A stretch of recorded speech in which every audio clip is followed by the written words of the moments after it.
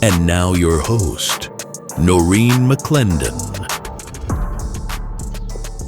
Good evening, everybody, and this is Noreen McClendon, and this is another fabulous session of Free to Heal. We've been gone for a minute, so everybody's back. We've checked in. We're glad to see everybody. Glad you guys could join us. Hope you enjoyed this. Tonight, we're going to talk about how to know when it's time to break up.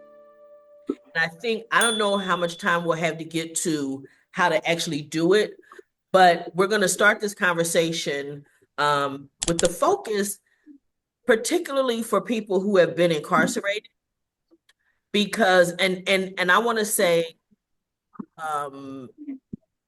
recently released. And for me, that's anywhere from 5 years and under. That's new release to me, especially if you've done a long period of time in the penitentiary.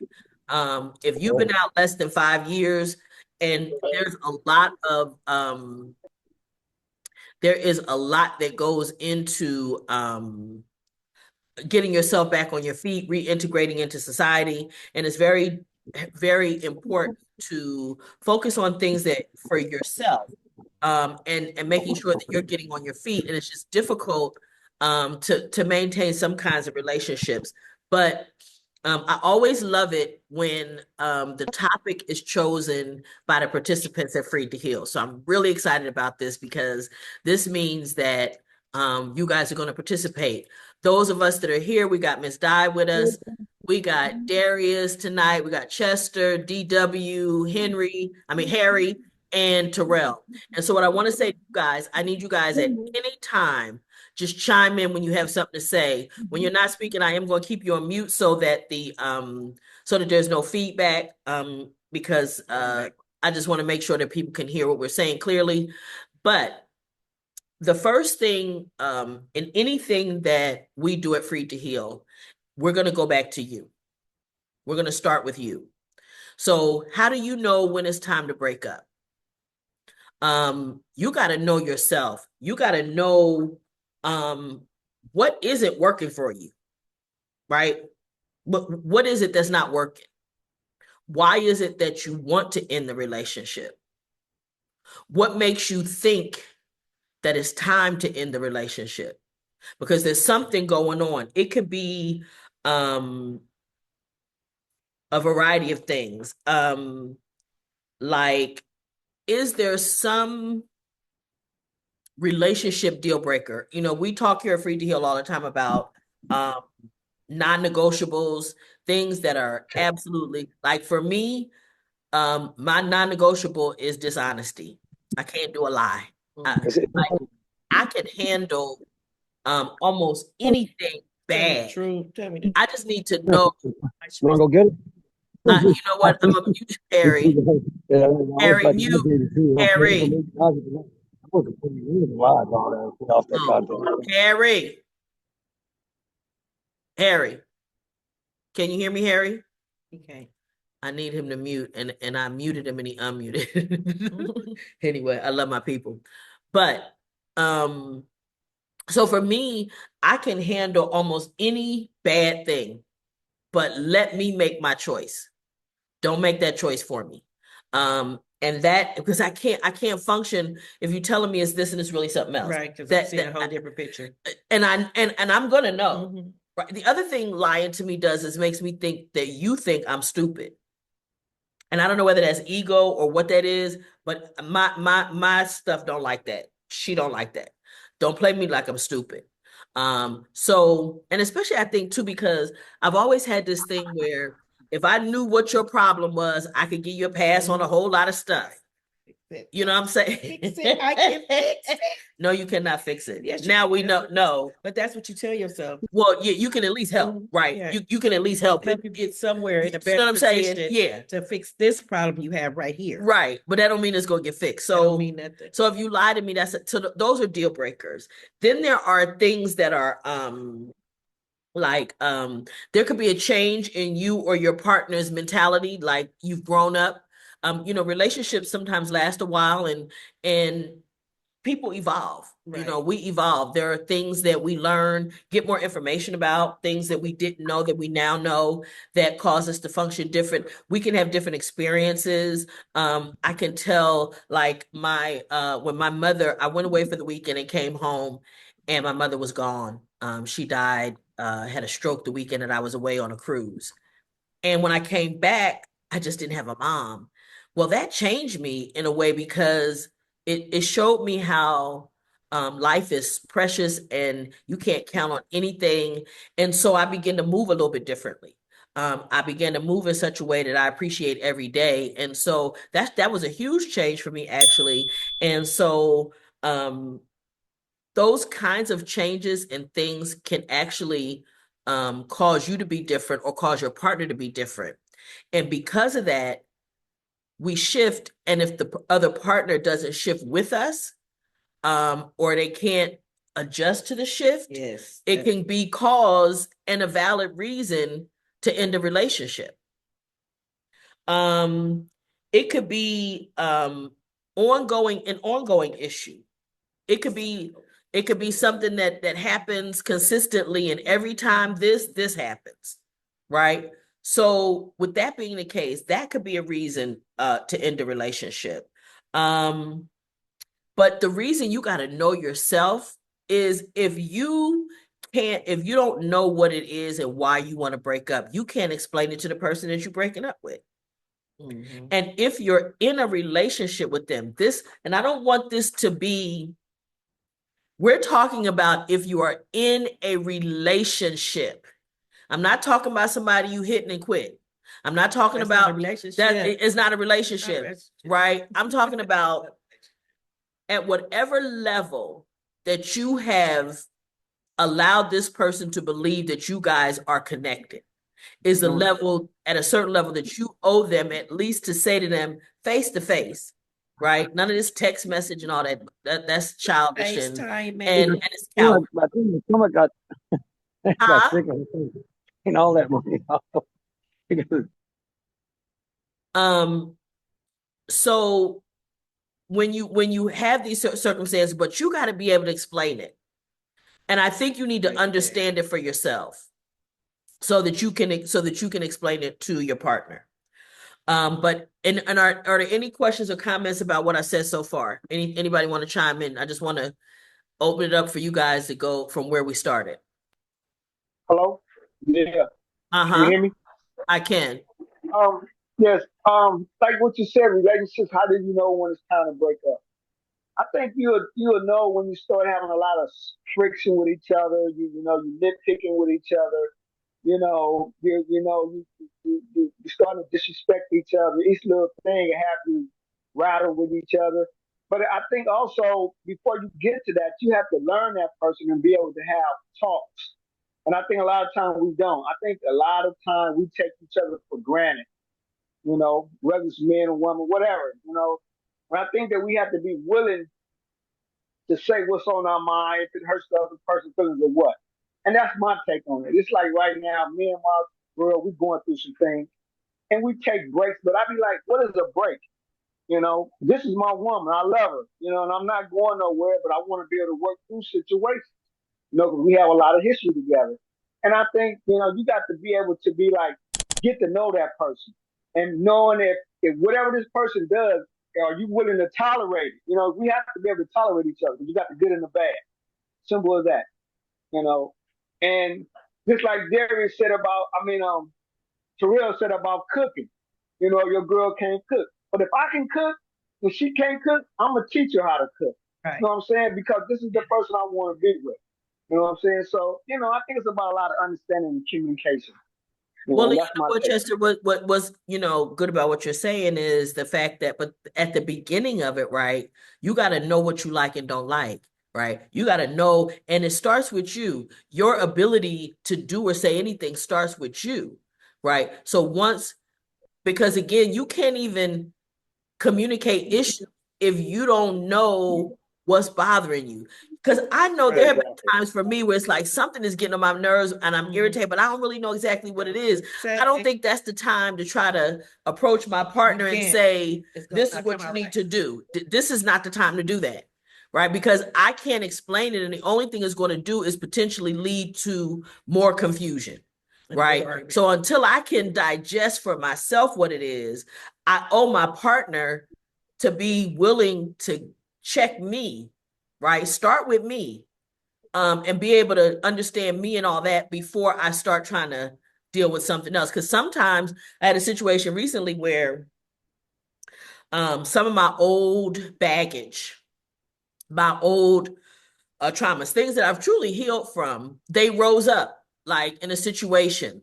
And it was so cool because I told you guys many times before, I absolutely love the fact that I facilitate on a weekly basis, because what it requires me to do is keep the principles fresh in my mind. So I couldn't come here and facilitate with y'all and I'm not using the principles that we talk about. So this was a situation where I had a thought, and it was like, let me tell y'all this. My ignorant broad was about to kick in.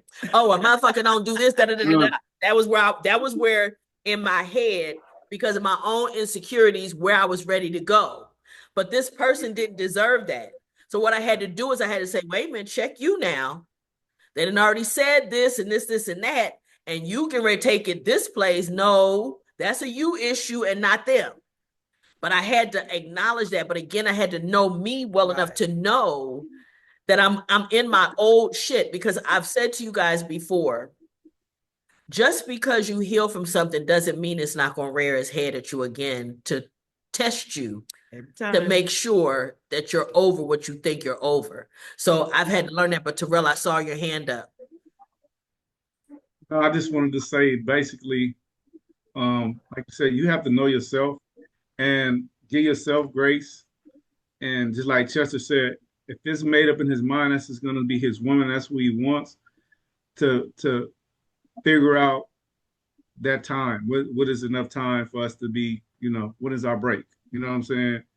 So he won't get the time of a break misconstrued with her time of a break. You know what I'm saying? She might need a shorter time, or vice versa, right? Right. So, and actually knowing yourself, like Noreen is saying, to know yourself that's one of my mantras. Knowing yourself, knowing where you at with it, knowing what you sit with things and things that you will take and won't take, and how far you'll let things go and you won't. What's the deal breaker and where you got to reel somebody back in before they get there. You know what I mean? And also, like Noreen just pointed out, your stupidity, you can't let that sink into the situation. Because if you know better and you doing something that's stupid, you bringing about the smoke and the bullshit to the relationship that shouldn't even be there. You know what I'm saying? Now you bringing something to the that you know is bullshit. And you gotta own your own shit. You gotta own your own stuff. So when that hair rears, you gotta knock that thing like the old video, the old game. You knock the thing down when it pop over the head. You gotta knock him down. You know what I'm saying? Because he's gonna do detriment to yourself. You know what I mean? And you know better. So she said that whack-a-mole game they have it at Chuck E. Cheese. Is that Chuck E. Cheese? Yeah. That's the game. When the little thing pop up, you knock it down.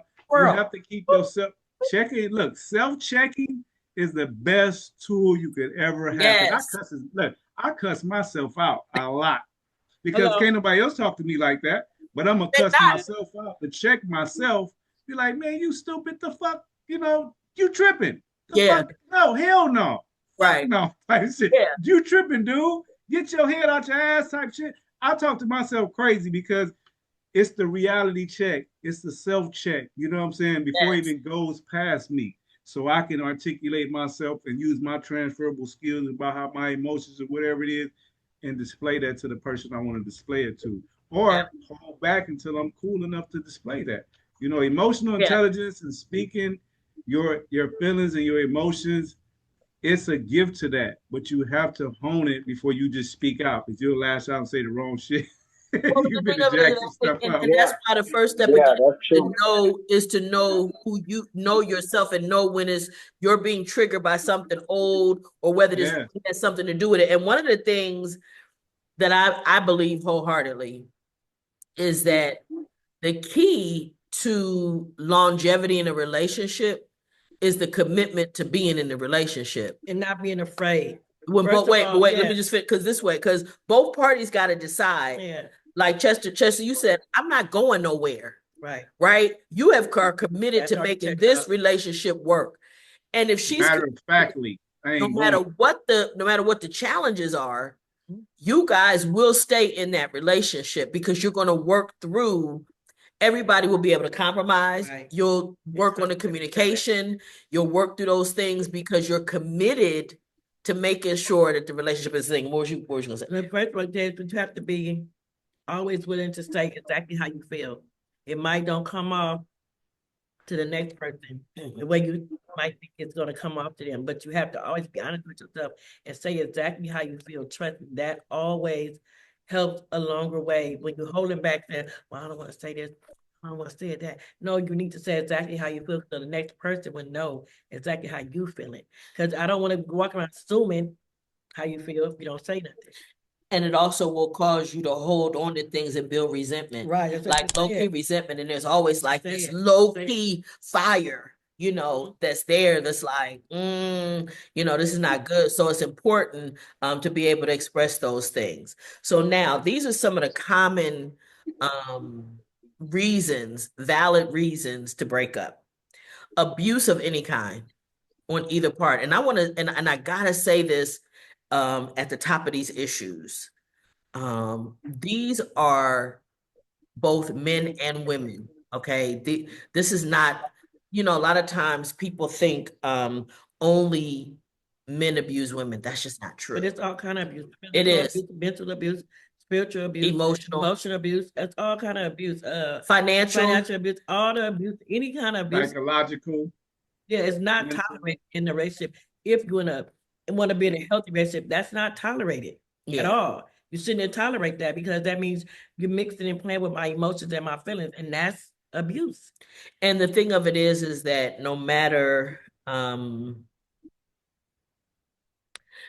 the beginning, you will see the little signs of abuse at the beginning. And the key is not to let those signs, don't turn it, don't act like you don't see them. Because this is what I learned like with physical abuse. A physical abuser, the very first time is going to be extremely remorseful.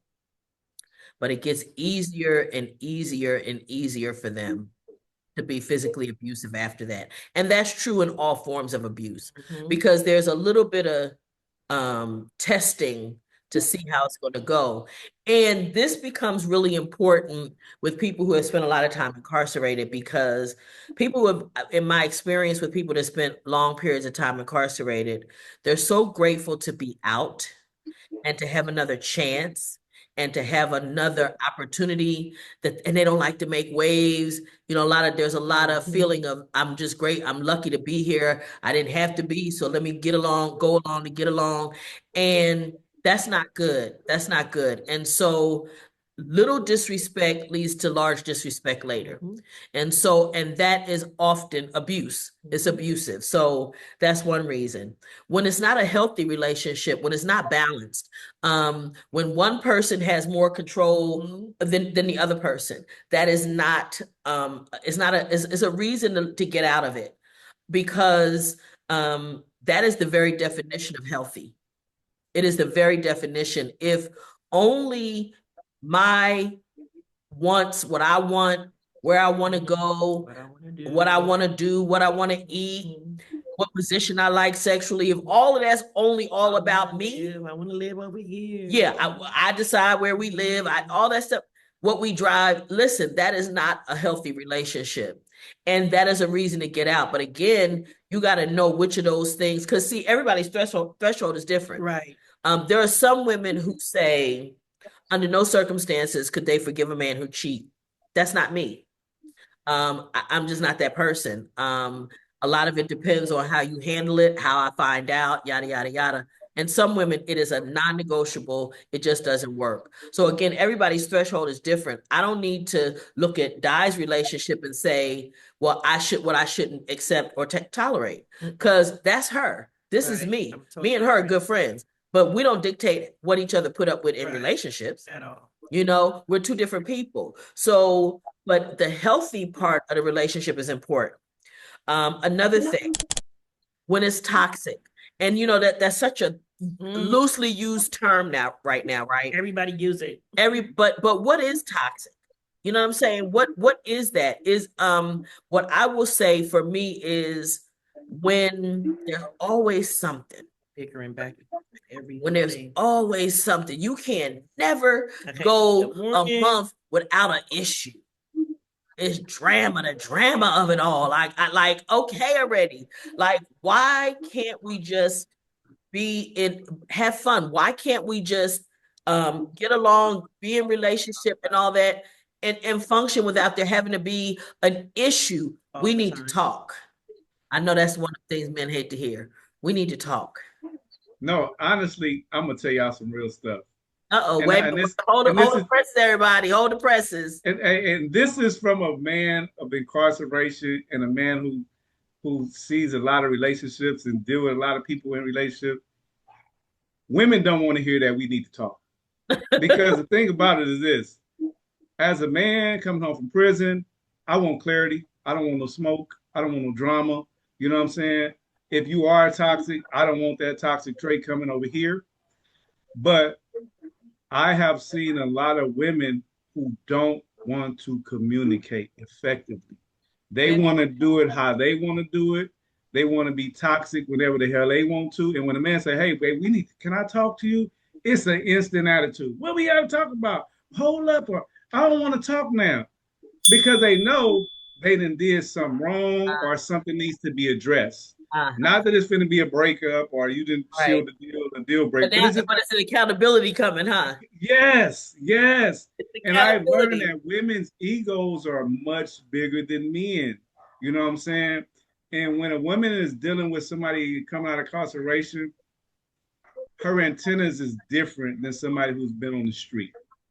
Because she know, for one, he got a number on it, he got a target on his back. He really don't want this smoke. So I might can treat him a certain type of way that I couldn't treat somebody who don't give a damn about going to jail or taking the smoke and the BS. So the mentality is a little different. You know what I'm saying? When a person come out of jail, wants some clarity, and I was like, baby, can we talk? I need to talk to you. Can we have a conversation? I have learned that a lot of women be able to push it off or be like, well, hold up or whatever. But and then some women are with that, like, yeah, we should have been talked. We should have been having this conversation. I've been telling you a long time ago, because women gonna see something, the blind spots that we don't see as men coming out of prison. You know what I'm saying? Whether it be our actions or inactions around them with other people or just with us. You know what I'm saying? So that I need to talk, we need to talk. That's a great thing, because it's actually exercising healthy behavior and communication style and effective communication. You know what I'm saying? To even say, well, I need to talk, we need to talk.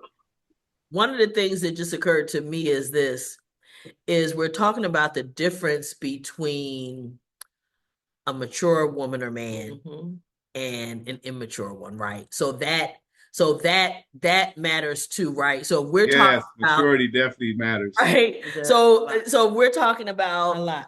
Excuse me, a lot. Okay, because we gotta, we do have to clarify that, right? Immature people, and look, you could be any age and be extremely immature. Sure can be. Right? Any age, it don't matter. Any age. I'm gonna get the flag. Any age.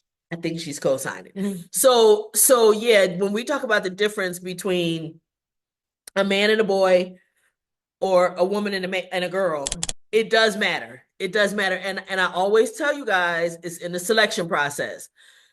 They always say you can't make a whole housewife. I don't believe that's necessarily true, but if she wants to be a housewife, she will be one. She will be one. Just like I've seen a man change and be one way consistently for decades. I'm talking about people in my family, and meet a particular woman and change on a dime because they want to do it for that particular woman. Okay. So there are ways, but the issue becomes it's in the selection process. We cannot, I always laugh at myself. Like, I knew that my husband was irresponsible with money the day that I married him.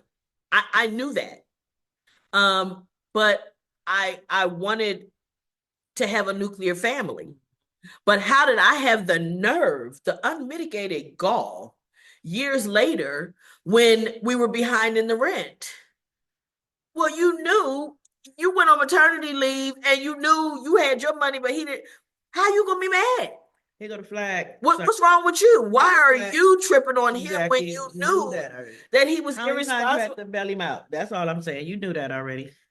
Why, Noreen, are you trying to act like you shocked? You are the issue is yours and not his, because he been consistently irresponsible. Right. So that's what it's Right. time for you to check your. Remember I told y'all he came to the job with the mink bunny rabbit?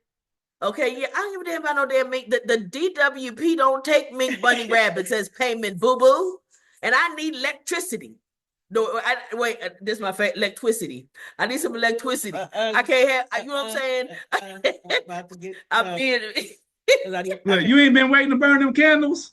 Oh my God. You ain't been waiting to burn them candles. Listen. No, we're not burning no candles. I might even be able to burn the damn candles. You ain't been waiting to burn the Air candles. conditioning and a fan. I sweat, since I was a kid, I sweat too damn much. I need electricity.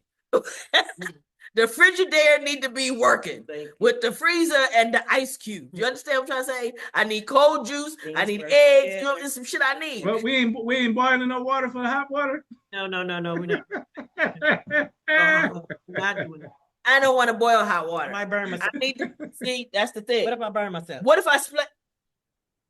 Now, what if I? No. If we splash the water on ourselves, I'm burned. Now what? Now I got a 3rd-degree burn. Now, okay, so now we got another issue. I got a hospital bill. There you go. That was too much. Noreen, Yes. when you said you already knew what he was doing, was that because you was in a lot of self-denial, or because of the way you loved him? It was a couple of things. I was young. I was 19 years old. What the hell did I know? The sex was amazing. I was pregnant by that plays a part. I was pregnant by 20, and it was like, you know, we had already planned our wedding. Like, we had decided we was getting married like within 60 days of knowing each other. And we started planning a wedding. We had deposits down in places. My mother had, she was so mad at me. She had ordered fabric from Paris for the wedding dress she was going to make. I mean, it was a big deal. But, and so like, I didn't know then what I know now, which is, you know, you can't make that. That's going to always be there. That's not going to just disappear. See, and I think maybe a part of me thought he would mature. We do think that because as they told us that. Okay. They told us that. Oh, when he gonna grow up, he gonna stop doing that. No, he didn't. He never did. And but for me, I know it was my thinking and then my desire. And then once I had a child, once I became pregnant, it was like, okay, I want a nuclear family. But what's the old saying? Men mature slower than women. Yes. And we were both young. I mean, he was 23, you know, he was 22. So he was, you know, fairly young as well. But the issue was I accepted it and somehow thought it would change. And I had my own ego to protect, Terrell. I had my own ego to protect. I already painted my picture. Right. Yes. This is how this is going to be. Can't you see it? You know what I'm saying? We're going to wear matching outfits and shit. You know what I'm saying? And that was important to me. The other thing was, as crazy as it sounds, I didn't want me and my children to have different last names. And I know that is some